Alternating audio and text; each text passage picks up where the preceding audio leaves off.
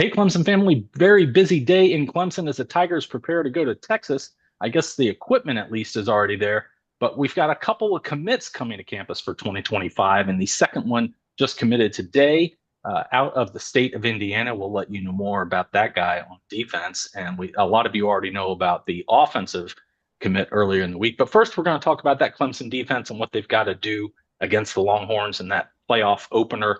I'm Bill Zimmerman. This is the Supreme Alway podcast. I'm Daniel Shirley. He's Micah Johnston. Two portal ads in one day. We'll get to that in a minute. I don't think we ever thought we would ever see that. But we do have a playoff game to talk about. And, outside of Brent Venables driving down from Oklahoma to coach the defense, I don't know what the defense can do. No, and I'm joking. Bill knows that, and Micah knows a little bit too, how rough I've been on the defense this year. But look, I think we saw in the first half last week against SMU what this defense can be. It looked fast, it looked athletic, it looked aggressive. If they 3/4 even. Right. If they play like that in this game, I think they've got a chance to slow down Texas. And here's the key too. The mobile quarterback is not a part of this unless Arch Manning plays. Because Quentin Ewers doesn't have that mobility and he's hurt.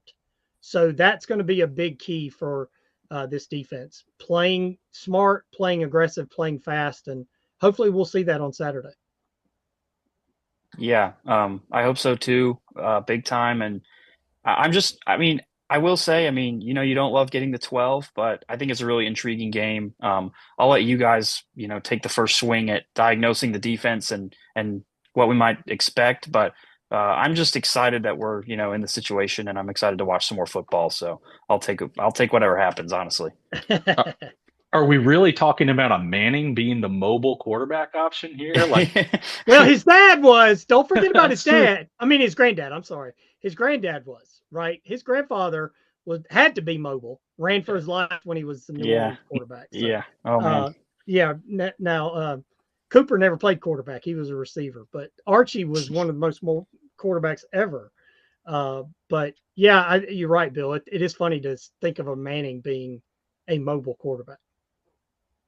I think one of the things Clemson has to deal with, first of all, I know you can't just teach tackling fundamentals in a 2-week span, but to me, if some reason they said, Bill, what should we do with this first week? I'd have said defense, tackle, tackle, tackle. Work on your technique, work on getting leverage, work on standing guys up after as soon as you hit them. Don't let them get 2-3 yards before that other guy comes to help you bring him down.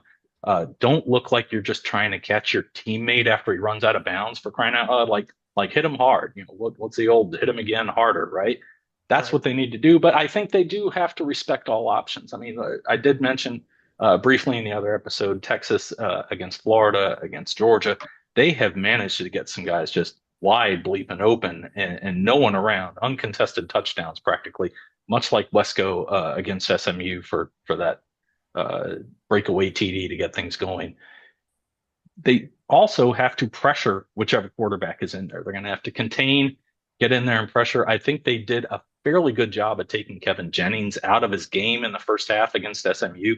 Jennings did get a little more momentum in that third quarter and then really broke things open in the fourth quarter.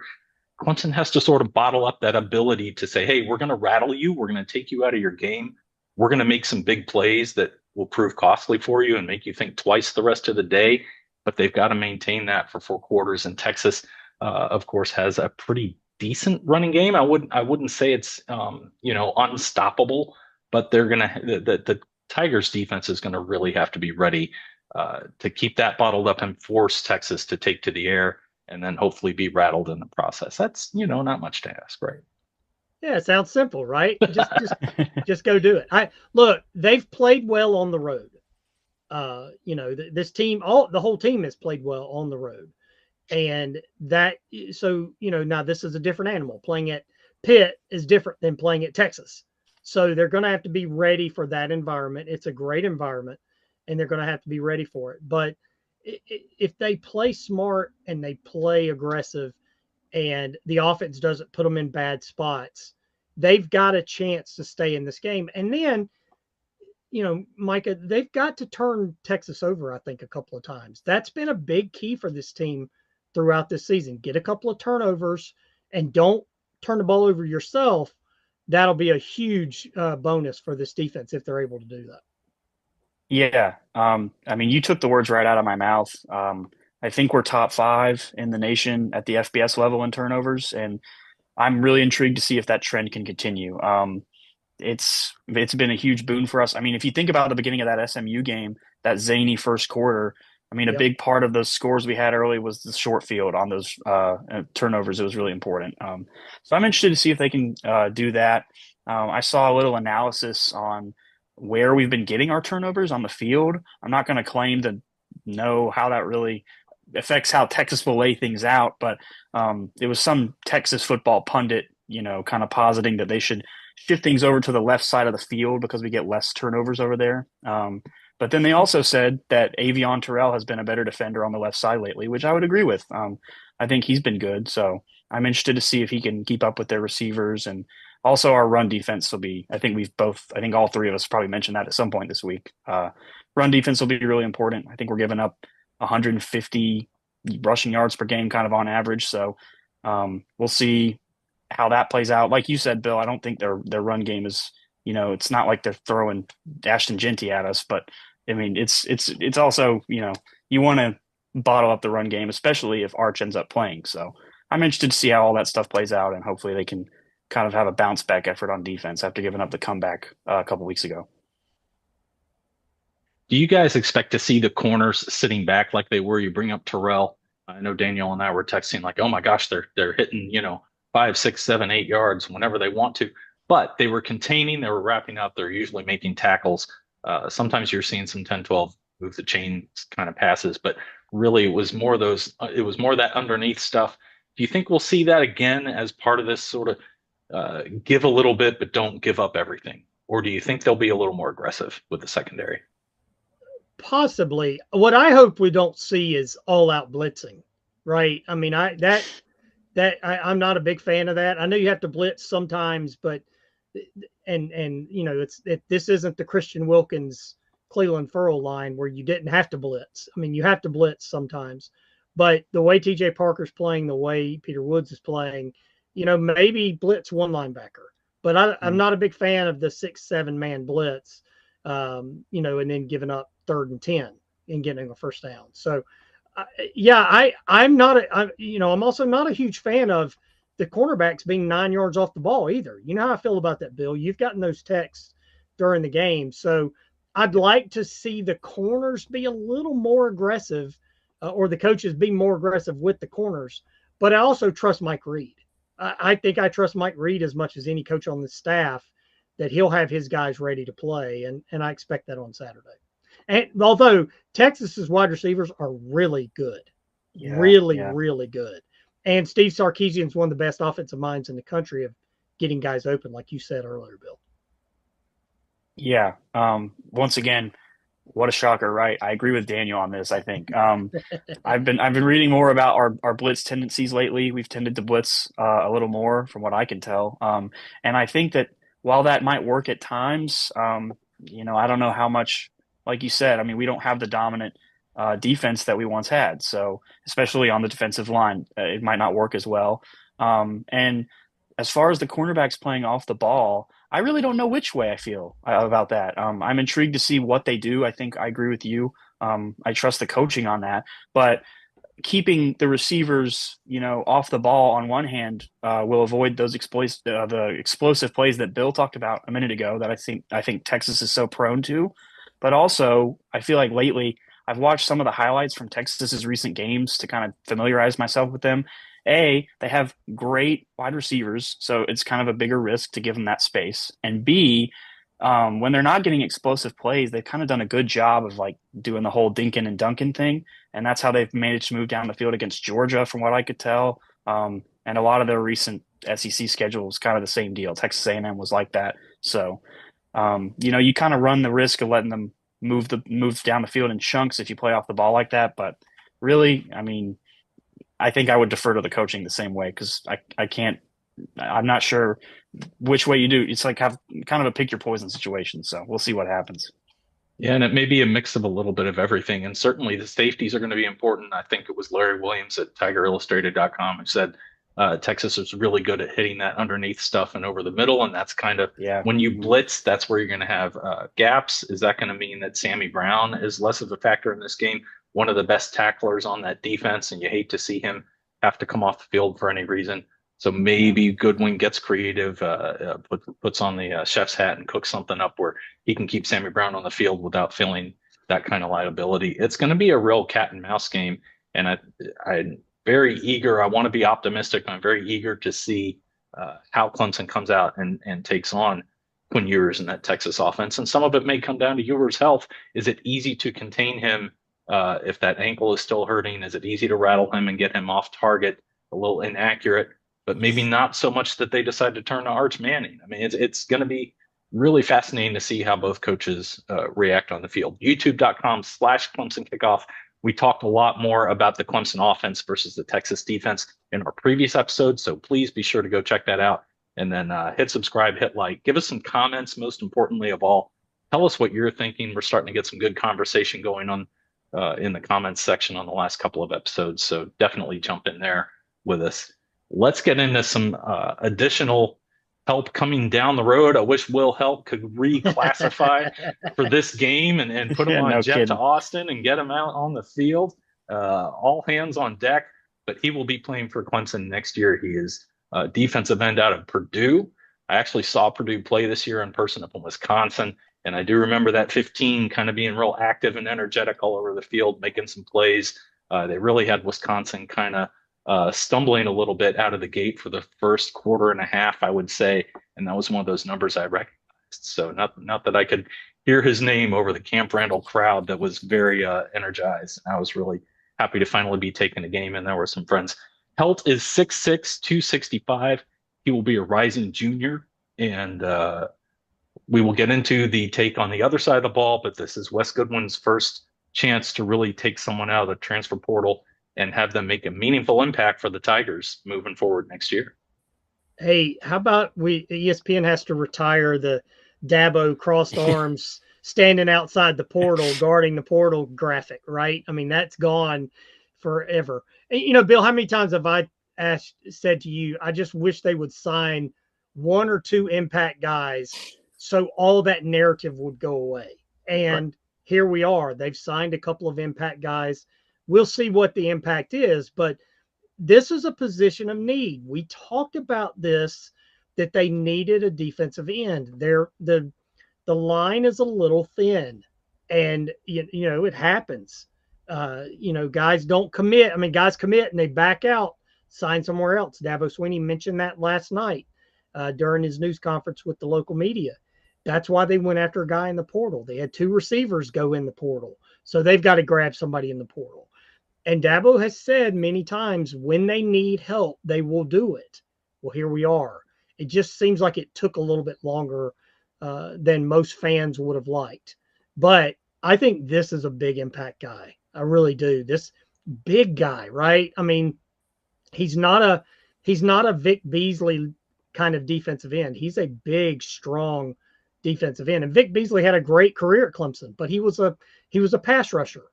This Heldt is a looks like, anyway, when I've seen him play and what I've seen on highlights and clips, he's a complete defensive end, and that's what they needed.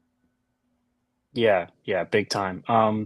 I haven't gotten to watch too much of his highlight tape because it didn't happen. I didn't find out until earlier today, but what I have seen has thoroughly impressed me. And I think I agree with you. It took a while, but at least, hey, I mean, I like the two guys that we've gotten in the last couple of days. I think he's going to be a huge addition to an area that, I surely don't mind having more depth on the defensive line. And I saw some people talking about this. Either one of y'all call me out on the validity of it. Talking about this as an opportunity to maybe put him on the outside and move Peter Woods back inside where he might be more successful. Not that we've, Peter Woods has been, second to TJ Parker on the line this year, really solid player for us, but I think we all think he could be a beast if he gets moved back to the inside, right? So maybe have this guy out there, Peter Woods inside would be really huge for us, and I look forward to seeing a lot of that, I hope. Yeah, I agree. I think it does give Woods that chance to play his natural position. Another parallel to the Christian Wilkins situation, right? Inside the freshman year, outside the sophomore year, back inside the junior year. Look, there was a lot of growth from Cade Denoff this year. There was even more growth from Jaheim Lawson this year. We've seen those two guys progress. And so now that gives you a nice rotation of four guys at two spots on either end of Heldt.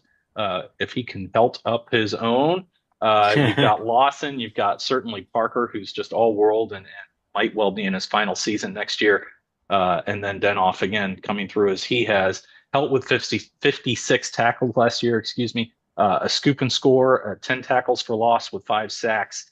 He is, like I said, he's just capable of doing a lot. I think he's going to be able to fulfill all the responsibilities that the Clemson defense now under Wes Goodwin asks the defensive ends to do, which is a lot, as we've talked about in the past. The other get is on the offensive side of the ball. It's wide receiver Tristan Smith. He'll be a rising senior. There's something interesting to discuss about that. I've seen a little talk about it, but he is out of Southeast Missouri State, played 1 year there after 2 years at JUCO, 6'5", 205, big body, and that's someone who can get outside and then rotate out there with TJ Moore and Bryant Wesco on those perimeter routes. It feels like they were very intentional about what they were looking for, and Dabo mentioned this last night. A big receiver was what they were looking for, and look, he's from Georgia. I know he played in Missouri in JUCO in the FCS. Yeah, sorry, I don't know what's a JUCO, but I've got JUCO on my mind from some of the news that's been going on today. Right. But in the FCS, he played in Missouri, but he's from the state of Georgia, so there's a little bit of knowledge of who he is, and he is a big young man, and that's what they need. They don't really have that. I mean, even Wesco and TJ Moore, they're good size, but they're not the big receiver that Clemson has had in the past. So it just feels like they were very intentional with these two ads. Will there be more? We'll see. But I like where they've started. I think, if these were going to be the first two, I think they're off to a really good start.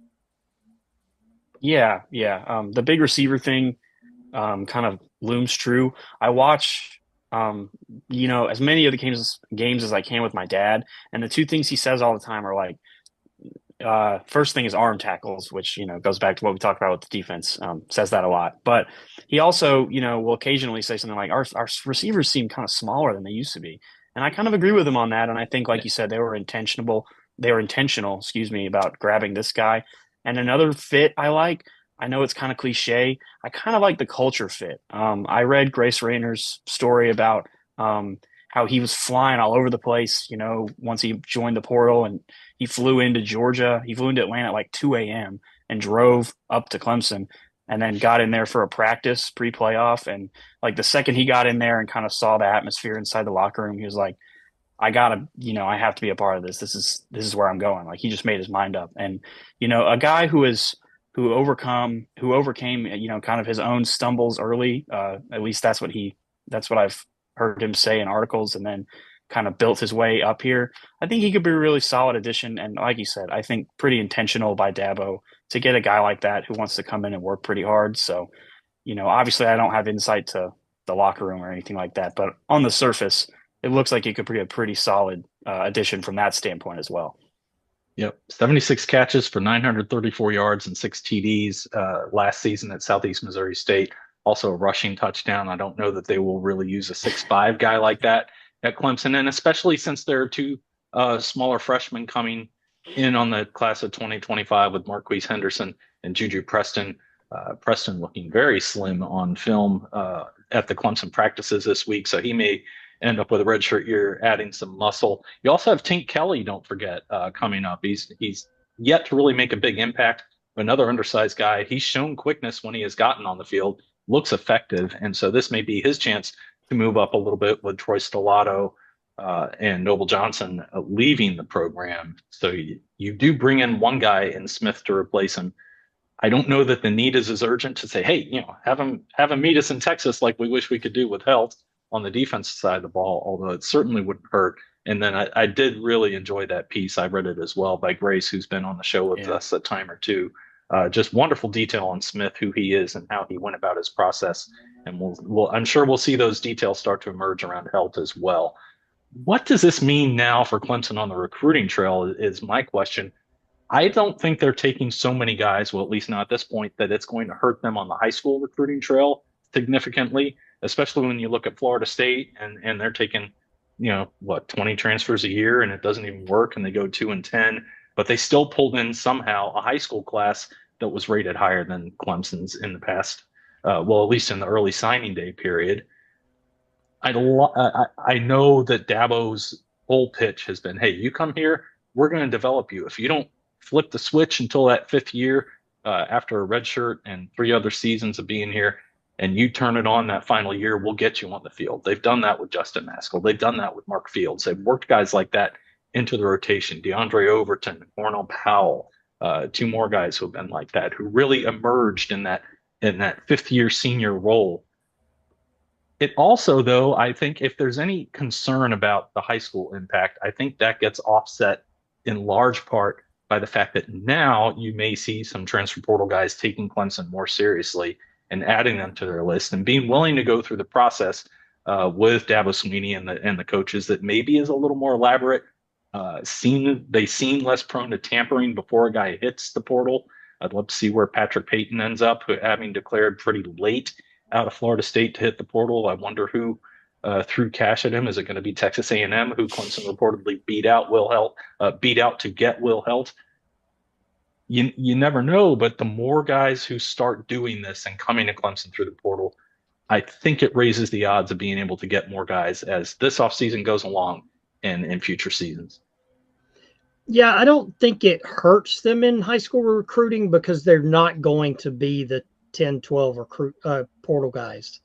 That's not going to ever who beat Clemson is. They're not going, not as long as Dabo's the coach. They're not going to, just bail on the high school recruiting.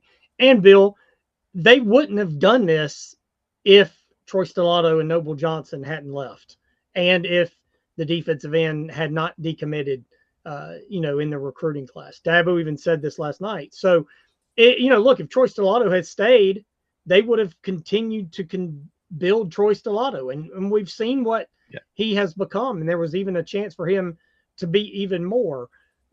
Same thing with Noble Johnson. I mean, Noble Johnson, there was a rumor he was going to transfer last year. And, he didn't. And now he does. So I don't think this is going to impact them too much because they're just filling needs and filling holes as opposed to let's go get a big wave of portal guys.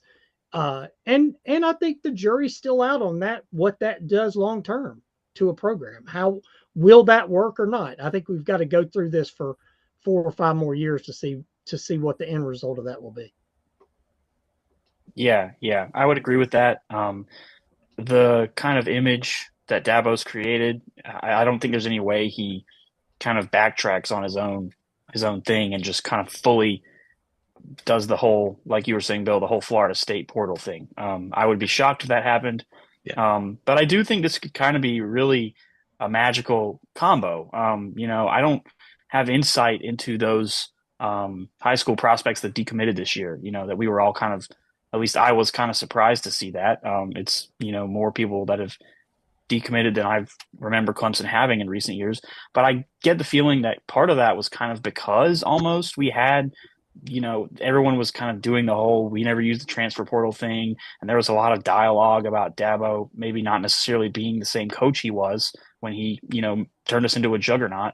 And if anything, I would hope that, adding some key guys in small numbers from the transfer portal would reassert us as a kind of bigger high school recruiting, team as we used to be in recent seasons. So hopefully that'll combine to, make some more appeal. And I don't really expect, like Daniel said, us to be some huge transfer team. I saw somebody on a forum like, could we get Concepcion from NC State? I'm like, yeah, I don't think so, guys. Like, as much as, I think that's kind of a pipe dream. But I mean, I do think that, maybe 1 or 2 key ads after this, maybe get a safety with Mickens going out would be a cool portal ad. But again, with the 2 we have, I'm kind of happy about that. And like I said, I think it could be the recipe for, some more sustained success down the line. Yep. And we may see some more Clemson Tigers enter the portal once the playoff run Yeah, ends, for sure. hopefully with a trophy in hand, and they'll feel like, all right, now that I've won it all, I can go wherever I want to. I do want to mention one thing real quick, that when you look at baseball at the trade deadline, like you don't see very many players like, oh, I don't know why we had to go get so and so from Cleveland because we're really good Right. here already. Even Max Muncy in this offseason with the Dodgers, someone asked him about would the Dodgers bring in Nolan Arenado? Would you be upset? Would you request a trade? He's like, I just want us to get better. He's like, I can play a lot of positions. He can play both corners. You see how there's attrition during the year, and I'm sure there's a little bit of him saying the right thing because he's, as I'm not sure how old Muncy is, but I feel like he's late 20s, maybe around 30 or so. He's not 19 and trying to defend some, transfer portal decision by throwing shade on the previous staff or anything like that. He's a little better at knowing to say the right thing. But the detail that he went into and that you heard some other guys through the years in baseball with those mid-season acquisitions, really happy to have them in. I would think there's something like that in a college football or college basketball locker room. That, hey, all right, we just got better. I've got one more guy I can have playing well alongside me and maybe drawing some attention, and we'll feed off each other. We'll both be able to play better because neither one of us is just going to be drawing one key assignment. The other thing I wanted to mention real quick, Tristan Smith and Daniel, you mentioned all the JUCO news today.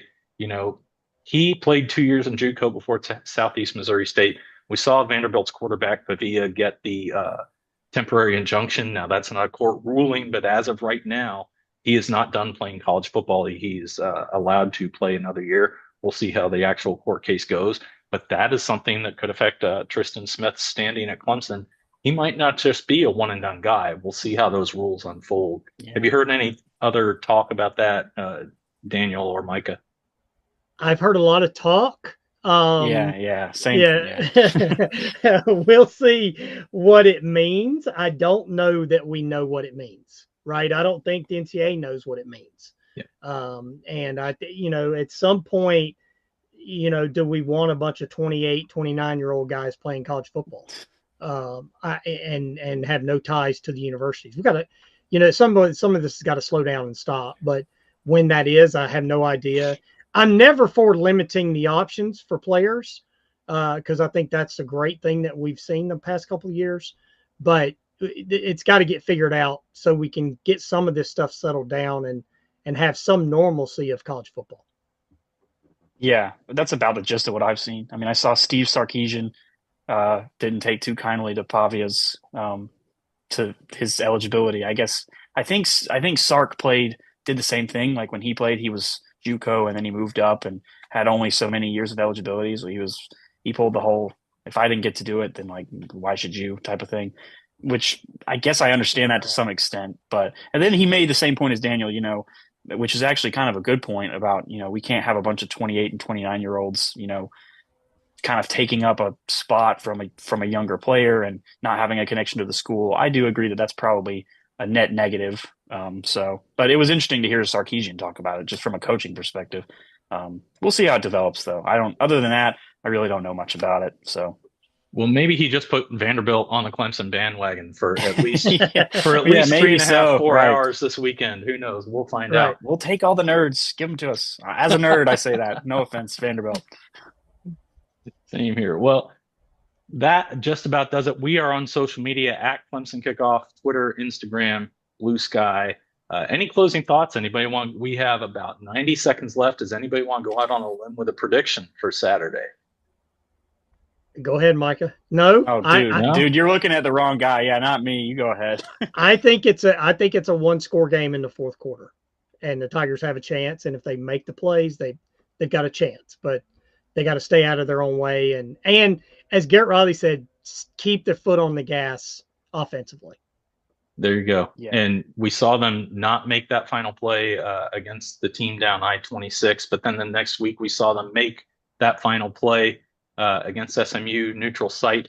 Guess what? I think they're going to do it again. I think they're going to pull it off.